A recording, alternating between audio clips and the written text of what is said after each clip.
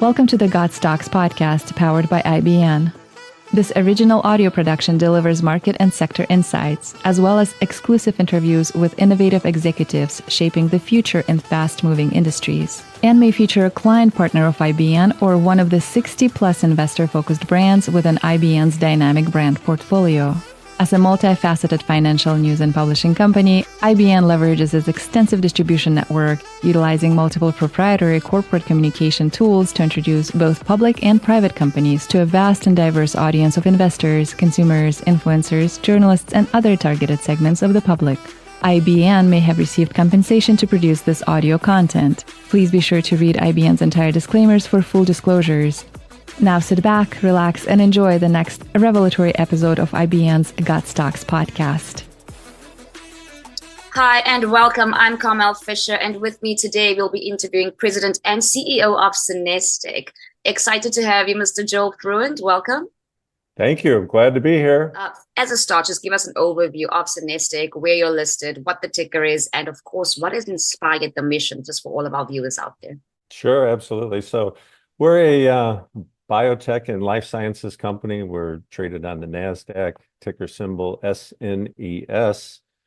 Our mission at SenesTech is to improve public health by managing animal pest populations through fertility control. So we do things a little bit different than they do for one of the world's oldest issues, and that's rodent control. Right now we have labels for rats and for mice, and so we attack the problem at its root cause, reproduction. So really, in essence, what we're doing is rodent birth control. And it's a very proactive approach as opposed to what you read a lot about in the news lately, and that is cities and other government agencies that are trying to control rodent problems by poisoning and killing and trapping and all those things. So we're a little bit different in that respect. So tell us more about the science behind SenesTech's ContraPest product. How does it work? So I'll start out with this fact that usually leaves people with their jaw dropping, and that is that 2 rats in 1 year can become 15,000. So that is really the basis for our product. That's our why, because when you start doing the numbers, is you cannot poison, trap, drown, whatever you want to do. You cannot do that fast enough without addressing the reproductive rate. And that is really why our product is in the news a lot right now and why we're getting such success out in the marketplace. But really, so when you look at it, it's like, okay, so how did this come to being? SenesTech started as a research company. They were looking at research that would mimic menopause or medicinal research. And they came across something that they developed into a product called ContraPest. And it's a liquid product. It's patented. It's a technology that really reduces or eliminates fertility in both females and males. So in males, it affects the sperm reproduction.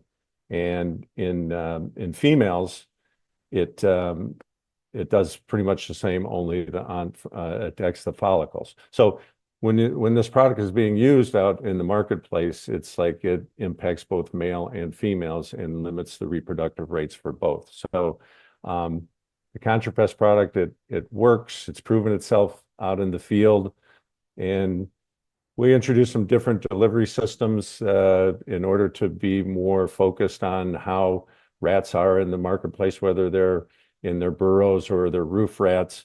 And we have very loyal customers that love the product. So it's an attractive solution for them. Wonderful. Very interesting. And is ContraPest your only product?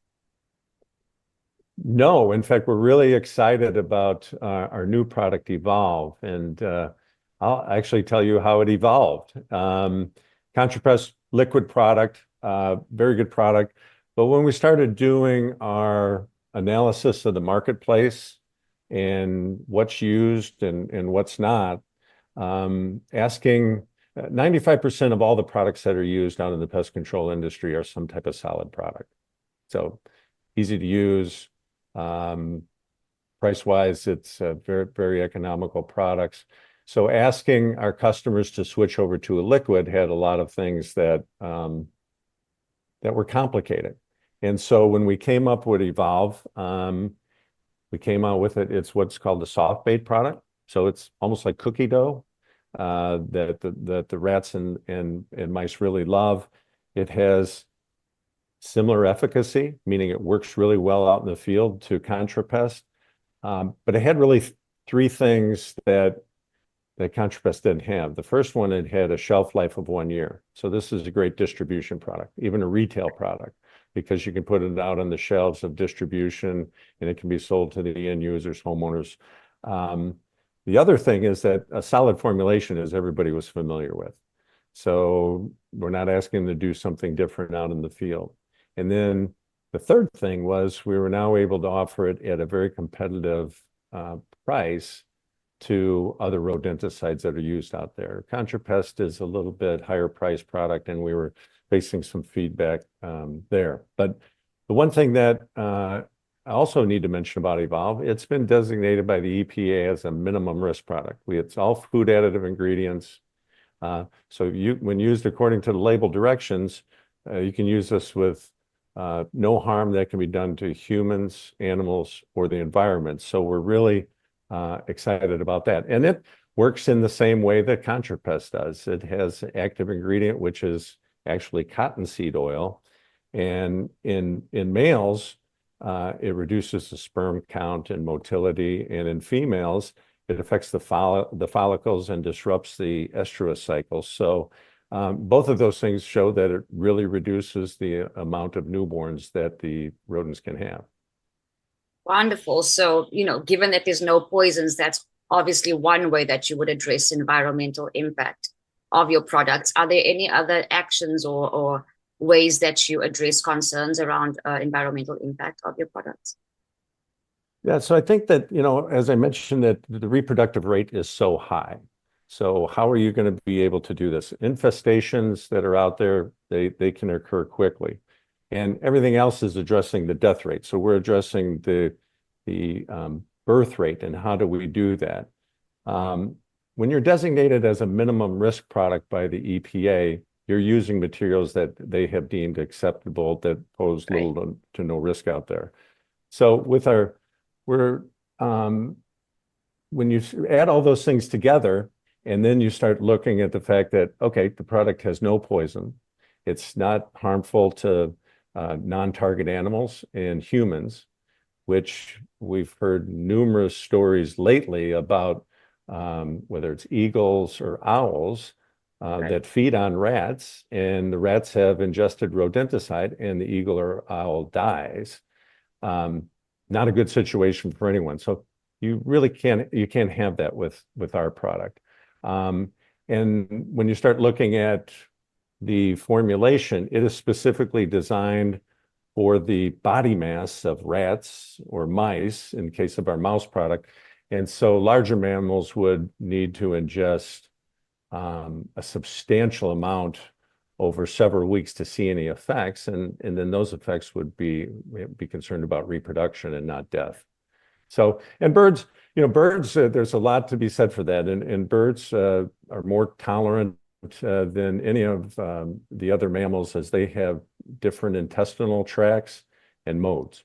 So very unique product that minimum risk and no effect on non-targets. I imagine they were, given everything you're saying, to prove the efficacy and the lack of risk through many other, species and humans, etc., that there were challenges in bringing this to market, Evolve and ContraPest perhaps as well. Can you speak more about those challenges and how you overcame? Yeah, so and actually let's just start backwards. Poisons and traps have been around for 50 years. So they got a 50-year head start. And that's the mentality that's out there. It's like, well, if you have an issue with animal pest, in this case rodents, that you will do something to work on the death rate of them. So a new product, there's a lot of skepticism. So what we've had to do is be able to go out into the field and work with customers on field trials of the product to prove the efficacy or to prove that it works. And once we started doing that, then we started gaining some repeat customers. The other part of it is we really focused on the customers and the groups out there that were environmentally conscious. And we started to see a lot of zoos start to use our products simply because there's no place in zoos for any type of poisons. And they keep coming back because it works. So in this day and age of immediate results, ours is a long-term solution. So we have to show that, okay, you start using this, and over the long term, you'll be much better off. Lack of infestations that occur. And that's what we're seeing, is that we're starting to get more and more of the pest control companies that are out there, the agriculture companies that want to do things a little bit differently now, because doing the same old thing and getting the same old results is not very advantageous for anyone. 100%. And, I think it's a testament to itself that zoos, whose main mission is to protect animals, wildlife, and the entire ecosystem, that they are return customers. That says quite a lot about the product. Yeah, so we are in 10 out of the largest 20 zoos in the United States. And we think that by the end of the year, we'll probably be used in over 3/4 of them. And that's one of our continual focuses, is on wildlife and on animals, and how are we going to protect their lives. Excellent. More about recent advancements or innovations to your product lineup in particular. Can you add some light to any of those? Well, we started out with, so we had ContraPest. We're doing that. We came to the soft bait, and we've got a great product development team at SenesTech, and they set out to find some type of hard bait. And we ended up on a soft bait because one thing we found is that it's very palatable to the animal pests that are out there. And when we did our field trials on palatability, people were amazed that they said, well, we're used to not getting any rats or mice to go near something for 3 to 4 days. And in 2 days, they had destroyed all this. So we knew we were onto something. When we started doing that, we said, okay, how can we launch this? We found the right way to manufacture it, launch the product on January 1st of this year. Then we're like, okay, what is next? Evolve mouse. And so even though people intertrace the rats and mice together, they're really different. They have different metabolisms, different body structures, and those types of things. So we launched Evolve Mouse on May 1st of this year. Right now, we've got approval in over 32 states for that, over 43 states with Evolve.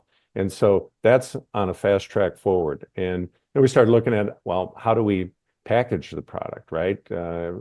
Sustainability is one of the key concepts of our company, and something that we talk about a lot. And so we started putting the product in pouches instead of these big plastic pails. So we're making that transition over there. I'd say that the next thing with what we're going to be able to do with our innovation is that look at other animal pests. And we've got some things that are going on right now that look at things like squirrels. And interesting thing is, when we go to some of these international trade shows, we get requests for what can you do for wallabies and kangaroos and those things. So we're constantly looking, okay, what's the next animal pest that we can create a fertility control product for? Very interesting indeed. And so, speaking about branching out to various different animals, what markets and industries will SenesTech target, or are you currently targeting? Well, if you look at our business, and we're really focused on 7 different markets, and the big one is, of course, pest control, pest management, and that entails residential pest control as well as commercial pest control.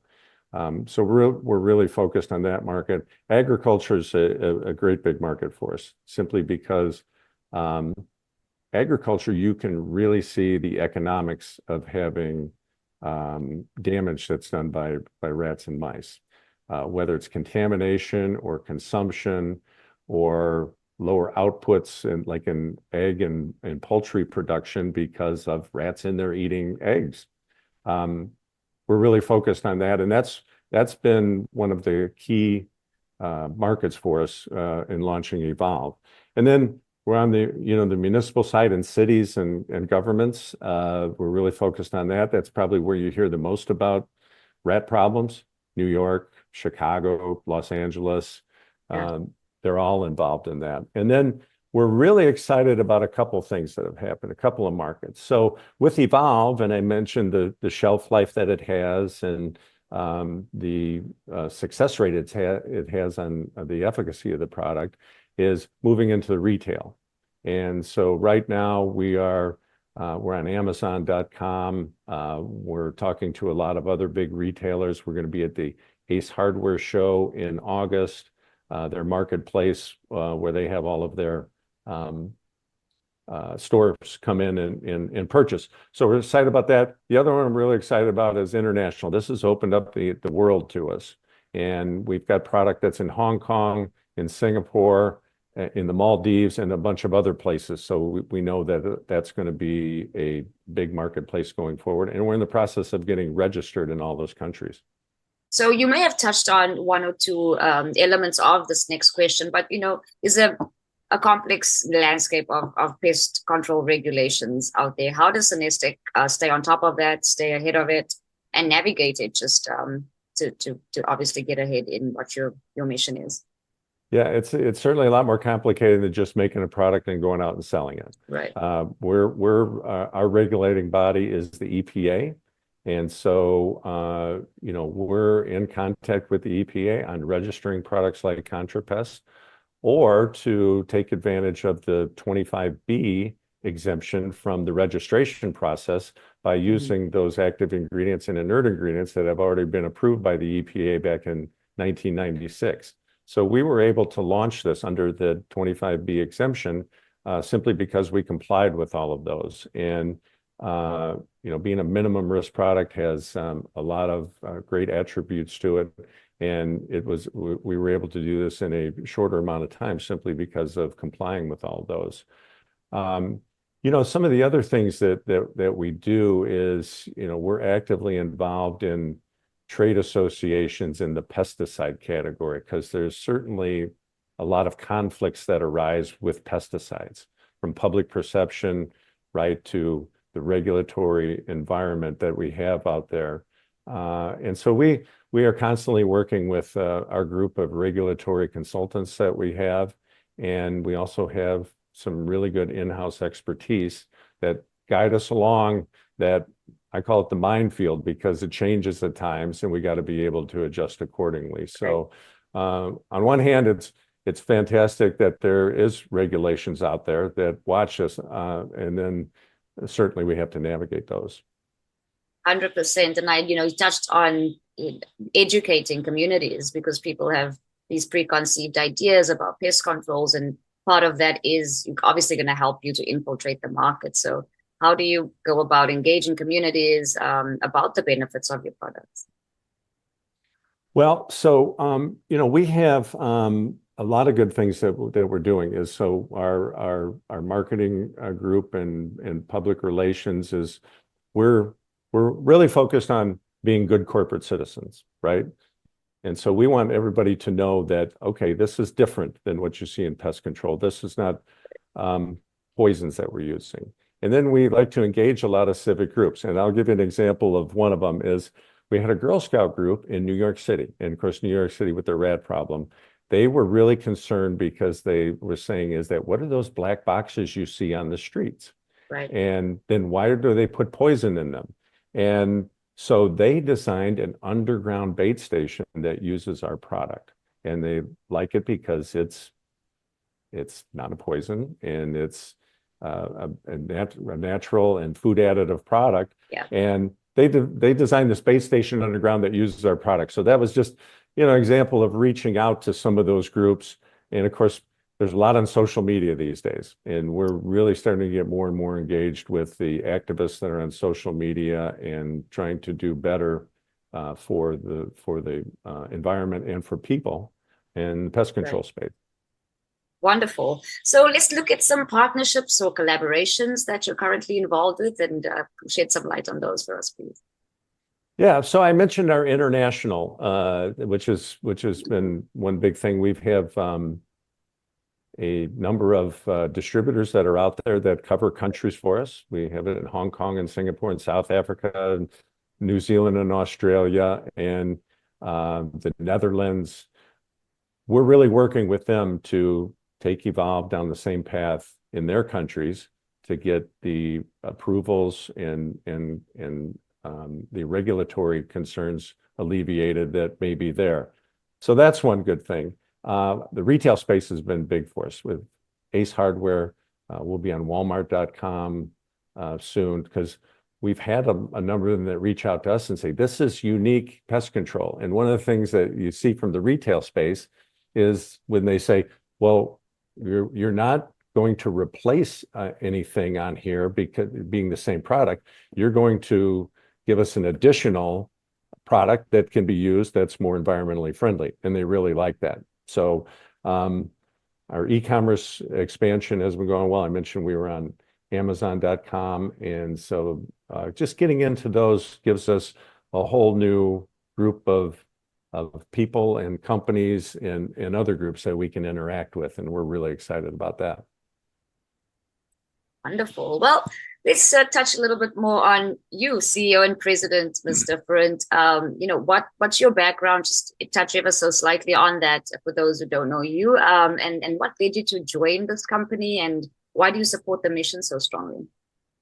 Well, I spent, my career, I spent over 15 years in some areas that were immediately relevant to this, and that was in the regulated pest control and vector control space.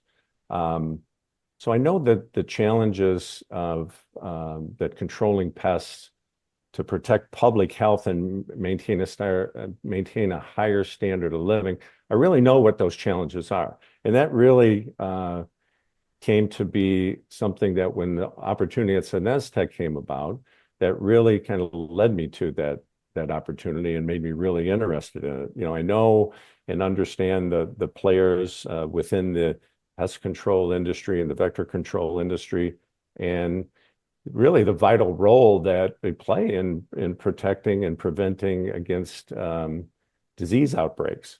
So that was my I love the industry, and that kind of drew me towards it. I also have extensive experience as a leader of large organizations and how to grow organizations, which is where we're at right now, a smaller size company, but about to become a large organization.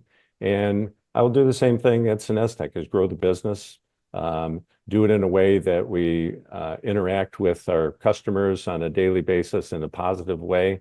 And I really believe in the mission and the people in SenesTech. So when I put it all together, it was the right opportunity, and I jumped at the opportunity. I'm sure they're really lucky to have you.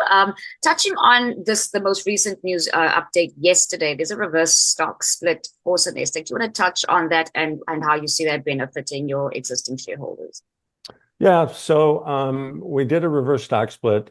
Our share price hasn't really reflected the value in the company, and in order to keep the price above the $1 per share on the NASDAQ as per the regulations there, we decided to do a reverse stock split. And we think that over the long term, this will be great for the company because it keeps us as listed on the NASDAQ. And as we move forward, you're going to start to see some real value that's generated there. 100%. Let's touch on some future goals and milestones. What are you aiming to achieve in the coming years?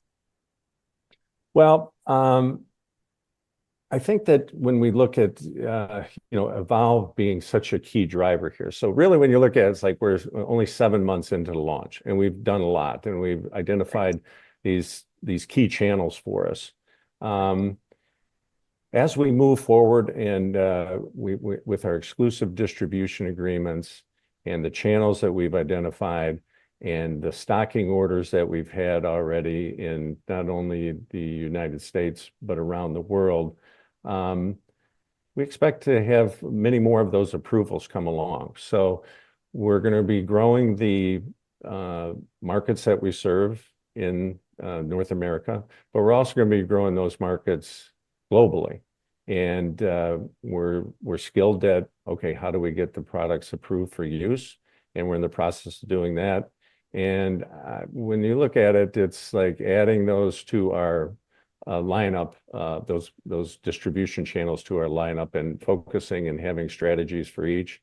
We're going to see a ramp up in sales like we haven't ever seen before. Any final closing statements? I always love ending with about 3 key takeaways that you'd like our audience to remember as we close off this conversation.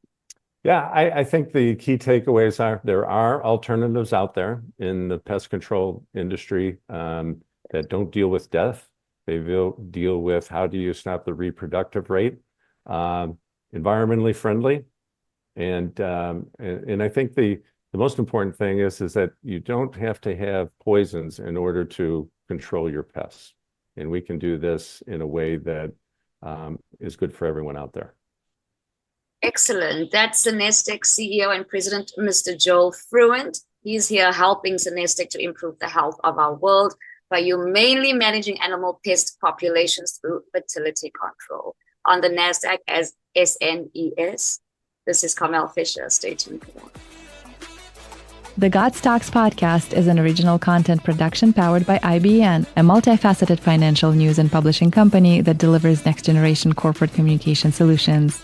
Utilizing proprietary corporate communication tools such as news aggregation and syndication, social communication, and brand awareness techniques, among others, IBN introduces both public and private companies to diverse audiences to enhance reach and recognition.